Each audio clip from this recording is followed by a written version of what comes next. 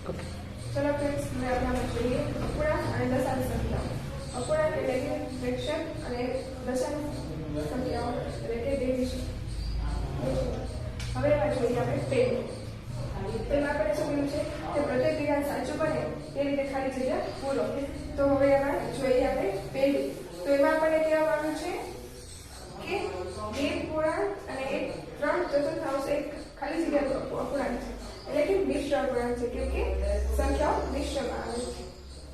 બીજું છે આ સંખ્યા મિશ્ર કહેવાય, કેમ કે બે પૂર્ણાંક અને 3 ચતુર્થાંશ એવી જે સંખ્યાઓ આવે તે બધી અપૂર્ણાંક કહેવાય.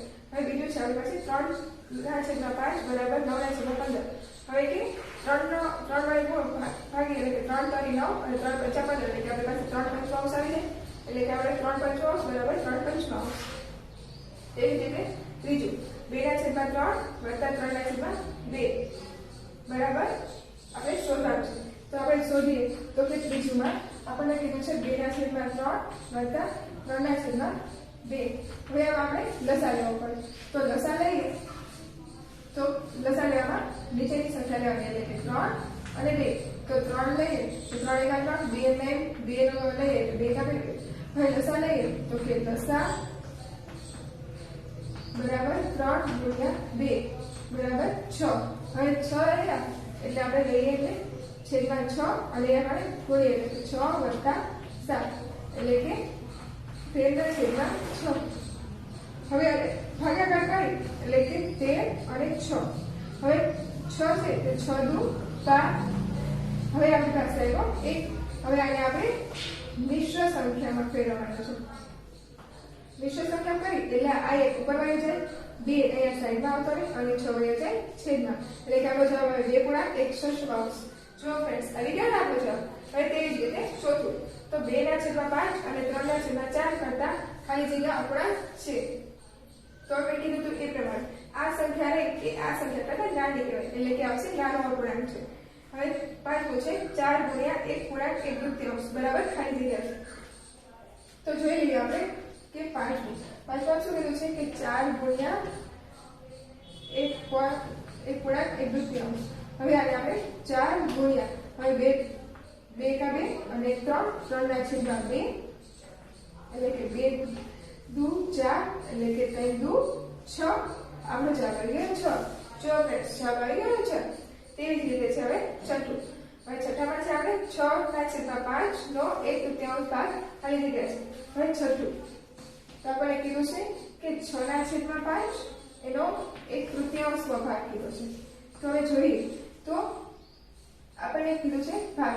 તો હવે આપણે 3 દુ 6 એટલે કે 2/5 એટલે કે 6/5 નો 1/3 ભાગ 2/5 છે. હવે જોઈએ આપણે સાતમું. તો સાતમામાં આપણને કીધું છે કે 10/1/2 બરાબર ખાલી જગ્યા. તો સાતમામાં 10/1/2. હવે આને ગુણાકાર સ્વરૂપે આપણે લખવું પડે. તો 10 × 2/1. તો 10 દુ ને 20 એટલે કે આપણો જવાબ આવી ગયો 20. જો ફ્રેન્ડ્સ સાતમાં આવી ગયો 10/1/2 બરાબર 20. હવે તેવી જ રીતના આઠમું. તો આઠમાં આપણને શું કીધું છે કે 3/4 ભાગ્યા 3/2 બરાબર ખાલી જગ્યા. તો હવે આપણે તેમાં શોધી લઈએ. તો કીધું છે 3/4 ભાગ્યા 3/2 આવી જગ્યા પણ છે આપણી પાસે. હવે તેમાં જોઈએ તો હવે ભાગાકાર સ્વરૂપે છે તો તેને આપણે ગોળાકાર સ્વરૂપે ફેરવવું પડે.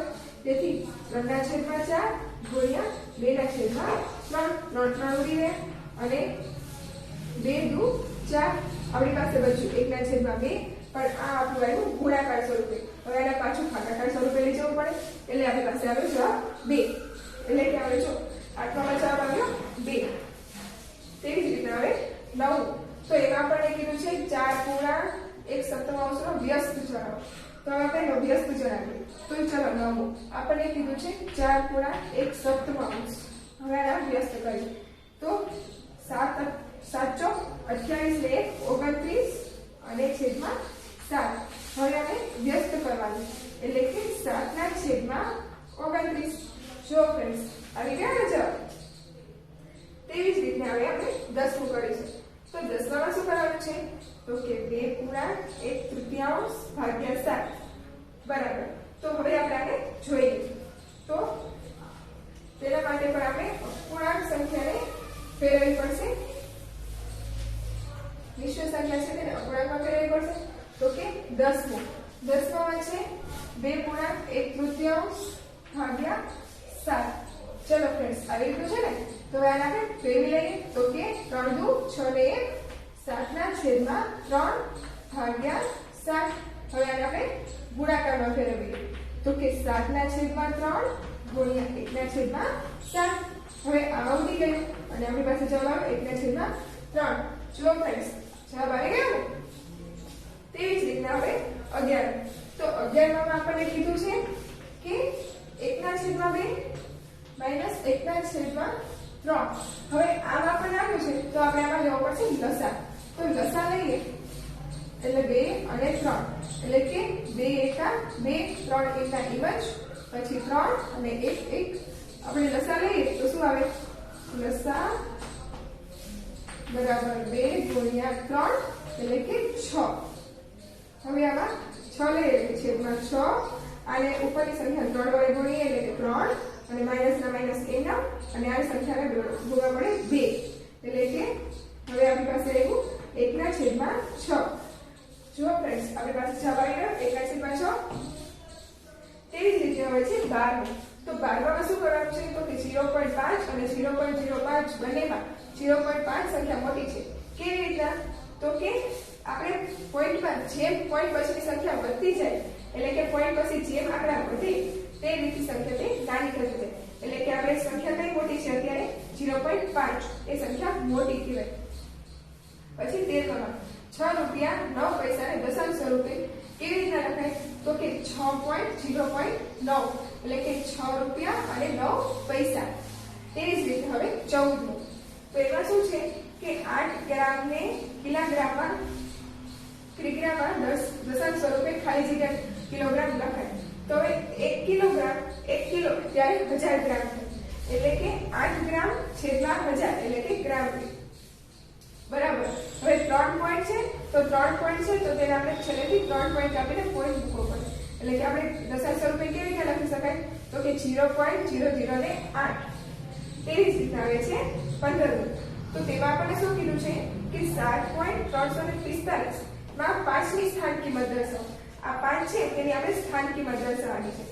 તો હવે સ્થાન કિંમત માટે 0.005 જો ફ્રેન્ડ્સ એ રીતે આવી ગયો ને. આ 7 છે તે જગ્યાએ 0 અને 3 અહીંયા 0 એટલે કે 0.005. હવે છે 16. એટલે કે તેમાં શું કીધું છે 0.2 અને 0.3 એ બરાબર આપણે શોધવાનું છે. તો ચાલો આપણે શોધીએ.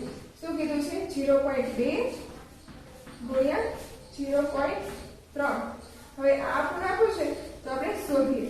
તો 2/10 પોઈન્ટ કાઢો એટલે 2/10 આવે અને 3 એટલે કે 3/10. હવે છેદ ગુણાકાર છે એટલે છેદનો ગુણાકાર છે અને અંશનો ગુણાકાર અંશમાં એટલે કે 6/100. હવે કે આ 100 આવ્યા તો હવે આપણે દશાંશ સ્વરૂપે લખવું પડશે. તો આપણે દશાંશ સ્વરૂપે આવશે 0.06. આ આવી ગયો આપણો જવાબ. જો ફ્રેન્ડ્સ, આવી ગયા ને જવાબ.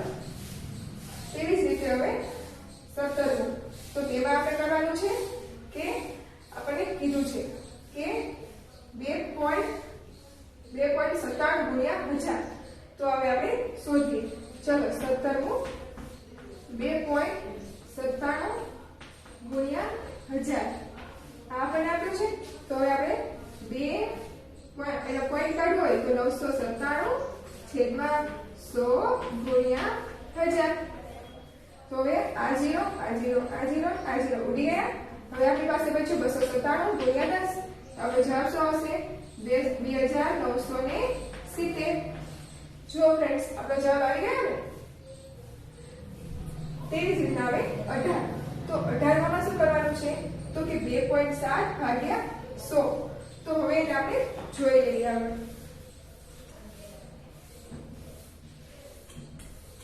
2.7 ગુણ્યા 18માં છે આપણે 2.7 ભાગ્યા 1000. 7 ભાગ્યા 100. તો હવે એને આપણે કરી લઈએ.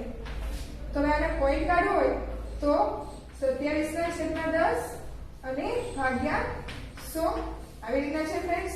હવે આને આપણે ગુણાકારમાં લઈએ તો 27/10 ગુણ્યા 1/100 આવી રીતના છે. તો હવે આને આપણે ગુણાકાર કરી લઈએ. તો 27 છે તો 27 ઉપર અને છેદનો ગુણાકાર છેદમાં એટલે કે 10 ગુણ્યા 100 એટલે કે 1000. હવે આને દશાંશ સ્વરૂપે લખવું હોય તો કેવી રીતે લખી શકાય? તો કે 0.027. જો ફ્રેન્ડ્સ આપણો જવાબ આવી ગયો ને. તેવી જ રીતે હવે આપણે 19 નું કરવાનું છે. તો તેમાં શું કરવાનું છે? તો તેમાં 0.24 ભાગ્યા 0.4 આપણને આપ્યું છે. તો એને આપણે કરીએ. તો આપણે કીધું છે 0.24 ભાગ્યા 0.4. તો ચાલો આપણે આનો પોઈન્ટ કાઢીએ. પોઈન્ટ કાઢીએ એટલે શું થઈ જાય? અહીંયા કને 24/100 અને ભાગ્યા એમના અને અહીંયા કને પોઈન્ટ કાઢીએ એટલે 4/10. હવે આમ કરીએ. હવે આને આપણે ગુણાકાર સ્વરૂપે લઈ જઈએ. 24/100 એમના અહીંયા કને ગુણાકાર કરીએ એટલે આ સંખ્યા બદલાઈ જાય. એટલે 10 ઉપર છેદમાં 4. હવે 0 0 ઉડી ગયા. હવે 4 એકા 4 4 દુ 8 4 દુ 12 4 દુ 16 4 દુ 24 એટલે 4 6 24. હવે આપણે લીધું 6/10. હવે આને આપણે શું કરવાનું? દશાંશ સ્વરૂપે લખવાનું છે. તો 0.6. જો ફ્રેન્ડ્સ આપણો જવાબ આવી ગયો ને 0.6. તેવી જ રીતે હવે આપણું 20મો એટલે આપણે જોઈ લઈએ. 0.020 લીટર બરાબર ખાલી જગ્યા. હવે કે લીટર એટલે કે 1 લીટર બરાબર કેટલા મિલીલીટર થાય? તો કે 1000. હવે તો એમાં આપણે જોઈએ 20 તો કે 20 માં શું કીધું છે? 0.020. હવે આમ કીધું છે એને આપણે હવે મિલીલીટરમાં ફેરવવાના છે. તો હવે પહેલા આપણે પોઈન્ટ કાઢી લઈએ. એટલે કે 20/1000 અને ગુણ્યા 1000 એટલે કે 1000 ઉડી જાય. આપણી પાસે આવ્યું 20 એટલે કે આપણો જવાબ શું આવી ગયો? તો કે 20 એટલે કે 0.020 લીટર બરાબર 20 મિલીલીટર. હવે એવી રીતે આપણે જોઈએ આગળ.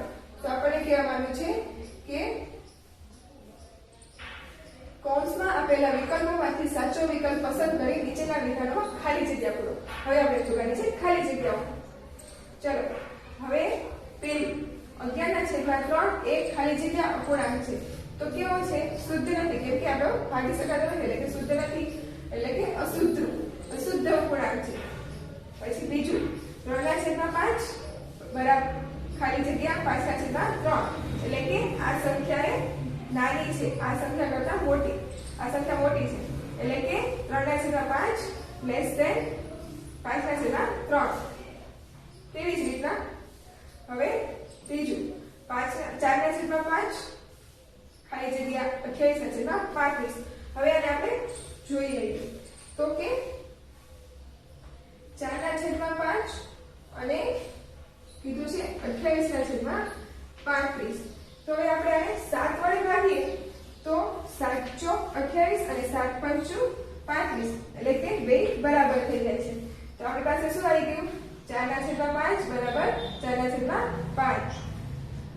તેવી જ રીતે હવે આપણે જોઈએ ચોથું. તો એમાં છે કે 6 ગુણ્યા 5/4. તો જોઈ લઈએ. ચલો ચોથું 6 ગુણ્યા 5/3 આવી રીતના છે. તો હવે આપણે જોઈએ કે કેવી રીતના થાય છે. તો ગુણાકાર છે એટલે કે 6 ને 5/3 એટલે કે 3 દુ 6 5 ને 2 10 એટલે કે આપણો જવાબ આવી ગયો 10 એટલે કે જો આવી ગયો. તેવી જ રીતના પાંચમું. તો તેમાં કરવાનું છે 3/1/4 ગુણ્યા 2/13.